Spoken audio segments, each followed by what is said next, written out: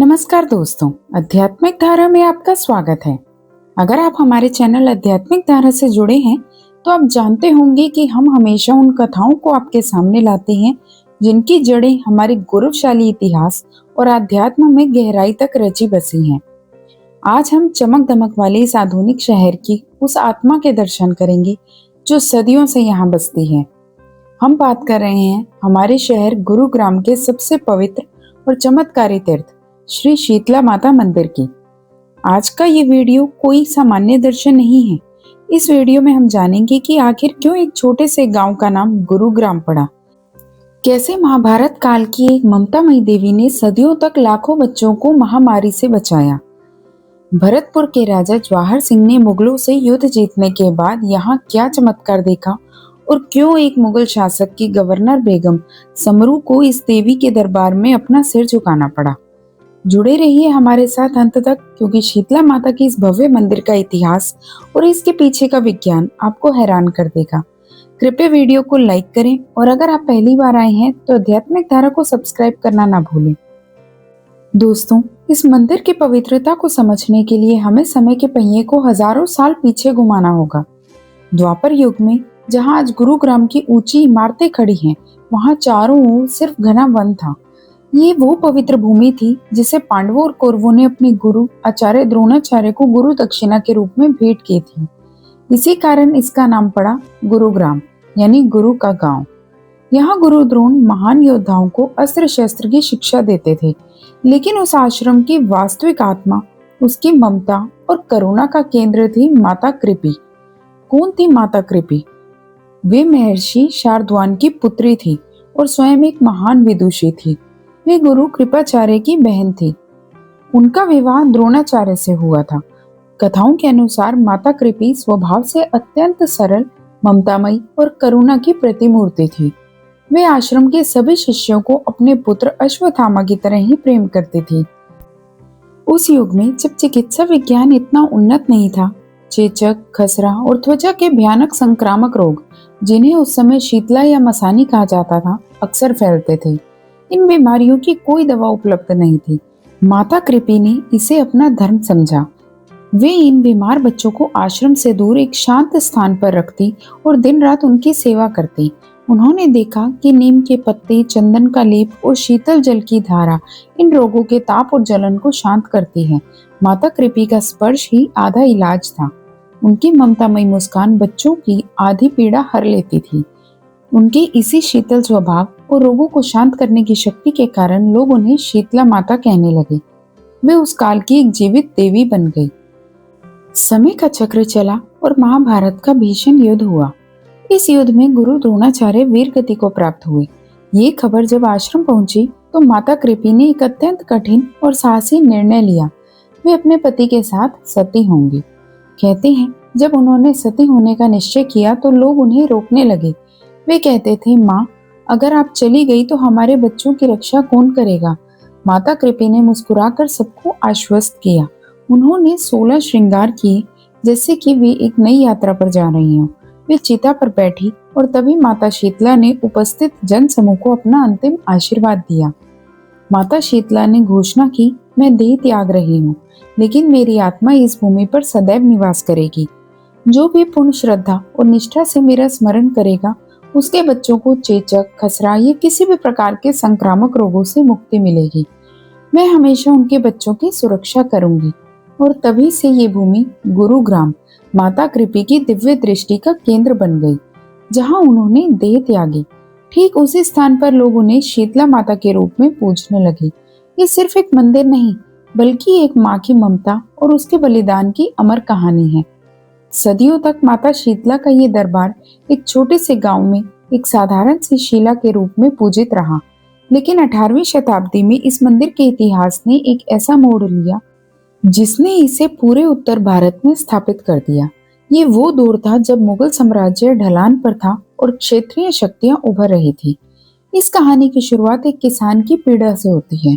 कहते हैं दिल्ली के तत्कालीन मुगल शासक की कुदृष्टि एक गरीब किसान की खूबसूरत बेटी पर पड़ गई थी। मुगल सैनिकों ने उसे उठा लिया। वो किसान बेबस था वो न्याय की भीख मांगने भरतपुर के शक्तिशाली जाट राजा महाराज सूरजमल के पास गया। महाराज सूरजमल एक महान योद्धा थे, लेकिन कुछ राजनीतिक कारणों से वे उस समय मुगलों से सीधा युद्ध नहीं कर सकते थे। किसान की हताशा को देखते हुए महाराज सूरजमल के शूरवीर पुत्र राजकुमार जवाहर सिंह आगे आए। उन्होंने कहा, पिताश्री, एक माँ की आबरू दांव पर है, मैं उस गरीब किसान की मदद करूंगा। राजकुमार जवाहर सिंह अपनी सेना के साथ मुगलों के खिलाफ युद्ध करने के लिए निकल पड़े, लेकिन दिल्ली पहुंचने से पहले उन्होंने गुरुग्राम में रुकने का निर्णय लिया। वे जानते थे कि युद्ध सिर्फ अस्त्रों से नहीं बल्कि ईश्वरीय आशीर्वाद से जीता जाता है। वे माता शीतला, जिन्हें स्थानीय लोग मसानी माता भी कहते थे, उनके दरबार में पहुंचे। माता की शीला के आगे अपना शीश झुकाकर उन्होंने एक अत्यंत कठिन मन्नत मांगी। जवाहर सिंह ने मन्नत मांगी, हे माँ, यदि मैं मुगलों के खिलाफ इस महासंग्राम में विजयी हुआ और उस अबला की रक्षा कर सका तो मैं यहाँ लौटकर आपके लिए एक अत्यंत भव्य और अलौकिक मंदिर का निर्माण करवाऊंगा। ये सिर्फ एक मन्नत नहीं थी, ये एक योद्धा का अपनी माँ से किया गया वचन था। माता शीतला के आशीर्वाद से राजकुमार जवाहर सिंह ने युद्ध में अभूतपूर्व विजय प्राप्त की। उन्होंने मुगलों की सेना को धूल चटा दी और उस किसान की बेटी को आजाद कराया। विजयी राजकुमार अपनी मन्नत पूरी करने के लिए वापस गुरुग्राम आए। उन्होंने अपनी मन्नत को याद किया और इस भव्य मंदिर का निर्माण शुरू करवाया। महाराज जवाहर सिंह ने जो मंदिर बनवाया वो उस काल की वास्तुकला का एक श्रेष्ठ नमूना है। इसमें आप राजपूतों के शौर्य का मेहराब और मुगलों की नक्काशी का गुंबद देख सकते हैं। ये मंदिर सिर्फ एक इमारत नहीं बल्कि अन्याय पर न्याय की जीत का प्रतीक बन गया। इस मंदिर के इतिहास के साथ एक और बेहद रोचक किस्सा जुड़ा है। शुरुआत में दिल्ली के केशवपुर गांव के लोग भी दावा करते थे कि शीतला माता का असली निवास उनके गांव में है, लेकिन 19वीं शताब्दी में मुगलों के समय में झारसा की गवर्नर बेगम समरू के शासनकाल में ये विवाद हमेशा के लिए सुलझ गया। बेगम समरू एक अत्यंत शक्तिशाली और बुद्धिमान महिला थी। कथाओं के अनुसार एक बार उनके अपने बच्चे को भयंकर चेचक हो गया। सभी हकीम, वैद्य और डॉक्टर हार मान चुके थे। बच्चे की हालत बिगड़ती जा रही थी। बेगम समरू पूरी तरह टूट चुकी थी। तभी किसी ने उन्हें गुरुग्राम की मसानी माता यानी शीतला माता के बारे में बताया। बेगम समरू ने अपना सारा अहंकार और गौरव किनारे रख दिया। वे शाही पालकी में अपने बीमार बच्चे को लेकर गुरुग्राम के इस प्राचीन दरबार में पहुंची। एक मुगल गवर्नर होकर भी उन्होंने शीतला माता के चरणों में अपना सिर झुकाया और विधिवत पूजा अर्चना की। उन्होंने माता से अपने बच्चे की जान की भीख मांगी। चमत्कारिक रूप से माता के आशीर्वाद से उनका बच्चा पूरी तरह से स्वस्थ हो गया। बेगम समरू ने अपनी आंखों के सामने इस दिव्य शक्ति को अनुभव किया। उन्होंने इस मंदिर को भारी दान दिया। इस घटना के बाद ये पूरे उत्तर भारत में स्थापित हो गया कि देवी शीतला का वास्तविक निवास गुरुग्राम में ही है। केशवपुर का दावा कमजोर पड़ गया। बेगम समरू के इस समर्पण ने मंदिर की प्रतिष्ठा को हजारों गुना बढ़ा दिया। इस प्रकार महाभारत काल से लेकर भरतपुर के राजा और मुगल गवर्नर तक माता शीतला का ये मंदिर हर युग में अपनी करुणा और चमत्कार का प्रमाण देता आ रहा है। आज जो लाखों भक्त यहाँ आते हैं वे सिर्फ पत्थर की मूर्ति के सामने नहीं बल्कि एक माँ की ममता और उसके बलिदान की अमर कहानी के सामने शीश झुकाते हैं। आइए दोस्तों, अब हम इतिहास के पन्नों से निकलकर सीधा माता के दरबार में चलते हैं। जैसे ही आप गुरुग्राम के इस श्री शीतला माता मंदिर के मुख्य द्वार से अंदर कदम रखते हैं, बाहर के शहर का सारा शोरगुल, सारा तनाव जैसे कहीं पीछे छूट जाता है। यहाँ की हवा में एक असीम शांति है और धूप कपूर की महक में एक ऐसी ऊर्जा है जो सीधे आपकी आत्मा को छूती है। ओम ह्रीं श्रीं शीतलाय नमः। सामने ही माता का मुख्य गर्भगृह है। दर्शन कीजिए माता शीतला के इस अलौकिक और दिव्य स्वरूप के। मिश्रित धातु से बनी और स्वर्ण परत से सुसज्जित माता की ये मूर्ति केवल एक विग्रह नहीं बल्कि संपूर्ण जीवन दर्शन है। अगर आप ध्यान से देखें तो माता शीतला का स्वरूप अन्य देवियों से बिल्कुल भिन्न है। इनकी सवारी कोई सिंह या गरुड़ नहीं बल्कि गर्दभ यानी गधा है। गधा धैर्य, सहनशीलता और निरंतर बिना थके काम करने का प्रतीक है। माता के हाथ में झाड़ू है जो स्वच्छता का प्रतीक है। ये बताता है कि बीमारियां गंदगी से पनपती हैं और सफाई ही सबसे बड़ी औषधि है। दूसरे हाथ में सूप है यानी विनोइंग फैन। जिसका उपयोग अनाज से कचरा अलग करने के लिए होता है। यह हमारे शरीर और मन से विकारों को दूर करने का संकेत है। उनके पास एक कलश है जिसमें शीतल जल और औषधियां भरी हैं और साथ में नीम के पत्ते हैं। ये कलश और नीम इस बात का प्रमाण है कि शीतला माता पूर्ण रूप से प्राकृतिक चिकित्सा और आयुर्वेद की ही अधिष्ठात्री देवी हैं। यहाँ दर्शन करने के बाद हमारी नजर पड़ती है मंदिर के उस हिस्से पर जहाँ सबसे ज्यादा रौनक और भावनाएं उमड़ती हैं। ये है मुंडन संस्कार। हरियाणा, राजस्थान, दिल्ली, उत्तर प्रदेश और देश के कोने कोने से लोग अपने बच्चों के पहले बाल माता के चरणों में अर्पित करने के लिए यहाँ आते हैं। लेकिन क्या आपने कभी सोचा है कि ये मुंडन माता शीतला के दरबार में ही क्यों? जन्म के समय बच्चे के सिर पर जो बाल होते हैं वे पिछले जन्मों के ऋण और अशुद्धियों के प्रतीक माने जाते हैं। माता शीतला जो बच्चों की रक्षक है, उनके दरबार में इन बालों को अर्पण करने का अर्थ है बच्चे के जीवन से सभी पुराने दोषों और रोगों को हमेशा के लिए काटकर माता के चरणों में छोड़ देना। माता पिता ये कामना करते हैं कि जैसे माता कृपी ने द्वापर युग में बच्चों को महामारियों से बचाया था, वैसे ही वे उनके बच्चों को भी एक दीर्घायु, निरोगी और तेजस्वी जीवन का आशीर्वाद दे। दोस्तों, हमारे सनातन धर्म की सबसे बड़ी खूबसूरती ये है कि यहाँ के त्योहार केवल पूजा पाठ तक सीमित नहीं है, बल्कि उनका सीधा संबंध हमारे स्वास्थ्य, प्रकृति और विज्ञान से होता है। शीतला माता के इस मंदिर का सबसे बड़ा और अनोखा उत्सव चैत्र माह की कृष्ण पक्ष की अष्टमी को आता है, जिसे हम शीतला अष्टमी या लोक भाषा में बसोड़ा कहते हैं। बसोड़ा का शाब्दिक अर्थ है बासी भोजन। इस त्योहार की रात घरों में एक अलग ही रौनक होती है। माता के भोग के लिए विशेष रूप से मीठे चावल, गुलगुले, हलवा, पुड़ियाँ, चने की दाल और राबड़ी बनाई जाती है। लेकिन सबसे बड़ी बात यह है कि अगले दिन यानी अष्टमी की सुबह किसी भी घर में चूल्हा नहीं जलता। जी हाँ, इस दिन अग्निदेव को विश्राम दिया जाता है। माता को एक दिन पहले रात का बना हुआ ठंडा और बासी भोजन ही अर्पित किया जाता है और पूरा परिवार उसी ठंडे भोजन को प्रसाद के रूप में ग्रहण करता है। अब आपके मन में ये सवाल जरूर आ रहा होगा कि देवी को, जो स्वयं जगत जननी है, उन्हें बासी और ठंडा भोजन क्यों?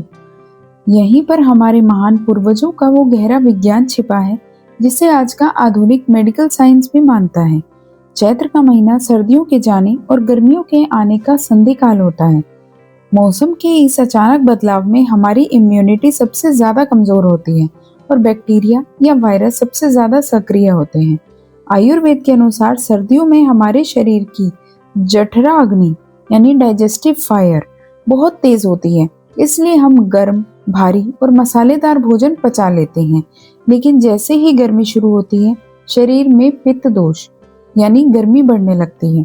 ऐसे समय में गर्म तासीर का भोजन शरीर का तापमान और अधिक बढ़ा सकता है, जिससे त्वचा रोग, पेट की बीमारियां और बुखार का खतरा पैदा हो जाता है। इसलिए बसोड़ा या शीतला अष्टमी के दिन देवी को ठंडा भोजन चढ़ाने की ये परंपरा दरअसल हमारे लिए एक अलार्म है। ये हमें संदेश देती है कि आज से सर्दियों का भारी, गर्म और मसालेदार भोजन बंद। अब गर्मियों के अनुकूल हल्का, सुपाच्य और शीतल भोजन शुरू करने का समय आ गया है। ये दिन हमें सिखाता है कि शरीर को ठंडक देने वाली चीजें खानी चाहिए। माता के हाथों में मौजूद जल का कलश हमें ज्यादा पानी पीने का संकेत देता है और नीम के पत्ते इस बात का प्रतीक है कि हमें अपने वातावरण और शरीर को एंटीबैक्टीरियल औषधियों से शुद्ध रखना है। तो दोस्तों, बसोड़ा सिर्फ एक त्योहार नहीं है, ये एक लाइफस्टाइल शिफ्ट है। ये धर्म के आवरण में लिपटा हुआ एक शुद्ध स्वास्थ्य विज्ञान है जो हमें प्रकृति के साथ तालमेल बिठाना सिखाता है। आज का हमारा शहर गुरुग्राम, जिसे दुनिया इसके साइबर पार्क्स, मल्टीनेशनल कंपनियों और 24 घंटे दौड़ती जिंदगी के लिए जानती है, बाहर से देखने पर ये कंक्रीट और कांच का एक हाईटेक जंगल लगता है। लेकिन दोस्तों, इस शहर की एक आत्मा भी है और वो आत्मा बसती है इस पवित्र प्रांगण में, श्री शीतला माता मंदिर में। ये मंदिर हमें याद दिलाता है कि हम चाहे कितनी भी ऊंची उड़ान क्यों ना भर लें, हमारी जड़ें, हमारी आस्था और हमारी संस्कृति की मिट्टी में ही गहराई तक जुड़ी हैं। विज्ञान और तकनीक ने चाहे जितनी भी तरक्की कर ली हो, लेकिन जब भी जीवन पर कोई संकट आता है तो मनुष्य का सिर सबसे पहले प्रकृति और उस परम शक्ति के आगे ही नतमस्तक होता है। माता शीतला केवल बीमारियों को हरने वाली देवी नहीं है, वे उस शीतलता की देवी हैं जो आज के इस तनाव भरे युग में हमारे अशांत मन को शांति देती हैं। वे क्रोध, अहंकार और सांसारिक ताप को शांत करते हैं। महामारी के उस कठिन दौर में भी जब पूरी दुनिया एक अनजान वायरस के आगे बेबस थी, तब लाखों लोगों को इस चौखट से मानसिक संबल मिलता था। माता कृपी का वो आशीर्वाद जो उन्होंने द्वापर युग में दिया था, वो आज कलयुग में भी उतना ही सत्य और जीवंत है। ये मंदिर सिर्फ ईंट पत्थर की संरचना नहीं है, ये एक माँ की उस ममता का प्रतीक है जो युगों युगों तक अपने बच्चों की रक्षा के लिए ढाल बनकर खड़ी रहती है। दोस्तों, महाभारत काल के गुरुगांव से लेकर आज के इस मिलेनियम सिटी गुरुग्राम तक की ये ऐतिहासिक और आध्यात्मिक यात्रा आपको कैसी लगी? मुझे उम्मीद है कि शीतला माता के दरबार और इसके पीछे छिपे विज्ञान को जानकर आपकी आस्था को एक नई दिशा मिली होगी। अगर आप भी हमारे शहर गुरुग्राम आए तो माता के दर्शन जरूर करें और हाँ, कमेंट बॉक्स में जय शीतला माता लिखकर अपनी हाजिरी जरूर लगाएं। हमें बताएं कि आप अगला वीडियो किस पवित्र स्थान या आध्यात्मिक रहस्य पर देखना चाहते हैं। सनातन धर्म के ऐसे ही अद्भुत रहस्यों, अनकही कथाओं और ज्ञानवर्धक विचारों से जुड़े रहने के लिए हमारे चैनल आध्यात्मिक धारा को अभी सब्सक्राइब करें और बेल आइकन जरूर दबाएं। इस वीडियो को अपने परिवार और दोस्तों के साथ शेयर करें ताकि हमारी ये सांसारिक धरोहर जन जन तक पहुंचे। मैं जल्द ही लौटूंगी एक नई कथा, एक नई ऊर्जा और एक नई आध्यात्मिक धारा के साथ। तब तक के लिए सुरक्षित रहें, स्वस्थ रहें और माता का स्मरण करते रहें। धन्यवाद और जय माता दी।